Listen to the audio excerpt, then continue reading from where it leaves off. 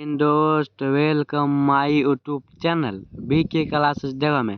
देखिए दोस्तों, आज हम लोग पढ़ेंगे क्लास 12 का दोस्तों इतिहास चैप्टर 11 दोस्तों 11 विद्रोही और राज। देखिए दोस्तों, पढ़ेंगे विद्रोही और राज 1857 का आंदोलन, उसके व्याख्यान। देखिए दोस्तों, इसके बारे में हम लोग पढ़ते हैं।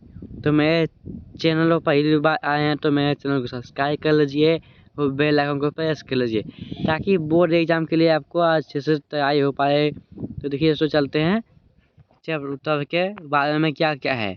देखिए, 10 मई 1857 की दोपहर बाद मेरठ छावनी में सिपाहियों ने विद्रोह कर दिया। मतलब दोस्तों, विद्रोह कर दिया। देखिए दोस्तों, कब किया? 10 मई 1857 को दोपहर के बाद शहर और आसपास के देहात के लोग सिपाहियों के साथ जुड़ गए। सिपाहियों ने शस्त्रागार पर कब्जा कर लिया जहां हथियार और गोला बारूद रखे हुए थे। इसके बाद उन्होंने गौरव पर निशाना साधा और उनके बंगलों साजों सामान को तहस नहस करना और जलाना फूकना शुरू कर दिया। लिखट दफ्तर, जेल, अदालत, डाक खाने, सरकारी खजाने जैसी सरकारी इमारतों को लूटकर तबाह किया जाने लगा। शहर को दिल्ली से जोड़ने वाली टेलीग्राफ लाइन काट दी गई। अंधेरा पसरते ही सिपाहियों का एक जत्था घोड़ों पर सवार होकर दिल्ली की तरफ चल पड़ा। 11 मई को मुगल सम्राट बहादुर शाह, दोस्तों 11 मई मुगल सम्राट बहादुर शाह, सही रोजों के दिनों में सूरज उगने से पहले का भोजन। 12 और 13 मई को उत्तर भारत में शांति रही। देखिए, 12 और 13 मई उत्तर भारत में शांति रही। अरे उस पढ़ेंगे विद्रोह का डरा। देखिए दोस्तों, पढ़ते हैं। हिंदुओं और मुसलमानों का तमाम लोगों को एकजुट होने की फिक्रियों का सफाया करने के लिए हिंदी, उर्दू और फारसी में अपीलें जारी होने लगी। फिरंगी फारसी भाषा का शब्द यह है जो संबर्ट फेंग, जिससे फ्रांस का नाम पड़ा है, से निकला है। इसे उर्दू और हिंदी में पश्चिमी लोगों का मजाक उड़ाने के लिए कभी कभी इसका प्रयोग अपमानजनक दृष्टि से भी किया जाता है। लखनऊ, कानपुर और बरेली जैसी बड़े शहरों में साहूकार और अमीर भी विद्रोहियों के गुस्से का शिकार बनने लगे। किसान इन लोगों को न केवल अपना उत्पीड़क बल्कि अंग्रेजों का पितृ मानते थे।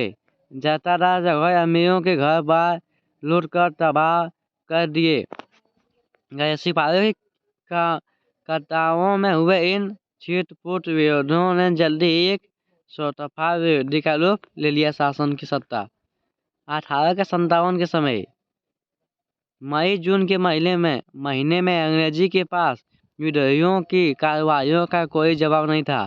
अंग्रेज अपनी जिंदगी और घर बार बचाने में फंसे हुए थे। जैसे कि एक ब्रिटिश अफसर ने लिखा, ब्रिटिश शासन ताश के लिए किले की तरह बिखर गया। इस समान समय में समान जीवन पाएंगे। विद्रोह के महीनों में शहरों में क्या हुआ? उथल पुथल के उन दिनों में लोग अपनी जिंदगी कैसे जी रहे थे? समान जीवन किस तरह प्रभावित हुआ? विभिन्न शहरों का रिपोर्ट पता चला। समान गतिविधियों अस्त व्यस्त हो गई थी। दिल्ली उर्दू अखबार 14 जून 1857 की इन रिपोर्ट को पढ़िए। यही हालत सब्जियों, साग, पालक के भी है। लोग इस बात पर शिकायत कर रहे हैं कि बाजारों में कद्दू और बैंगन का नहीं मिलते। आलू और अरबी अगर मिलती भी है तो बासी सही। इसे कुछ सब्जी बेचने वाले ने लोग कर्ज जमा कर रखा था।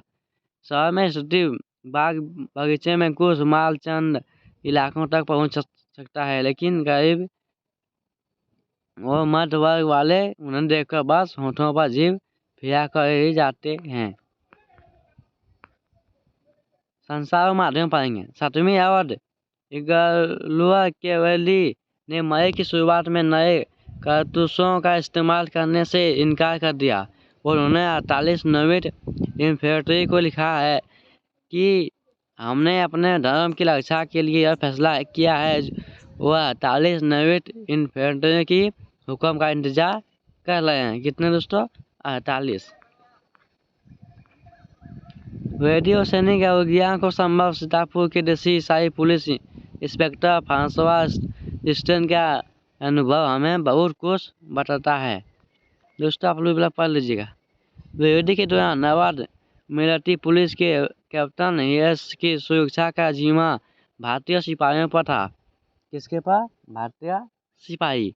जहाँ कैप्टन यस नेतान था वहीं 41वीं नेटिव इन्फेंट्री भी नेतान थी।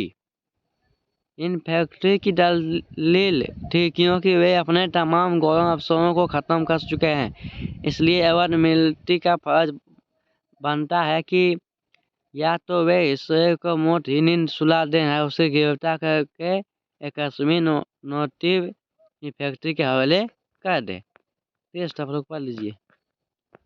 अरेंज पढ़ते हैं। नेता और अनुयायी अंग्रेजों से लोहा लेने के लिए नेतृत्व के संगठन जरूरी थे। क्या थे? नेतृत्व के संगठन जरूरी थे। इन लक्ष्यों का हासिल करने के विरोधी से कई बार ऐसे लोगों की शरण ली है जो अंग्रेजी से पहले नेताओं की भूमिका निभाते थे।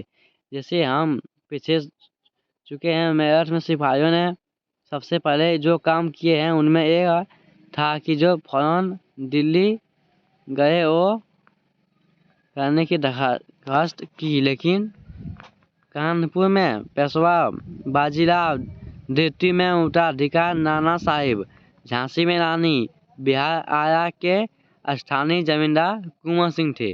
देखिए, बिहार में आया के स्थानीय जमींदार कौन थे? तो कुंवर सिंह।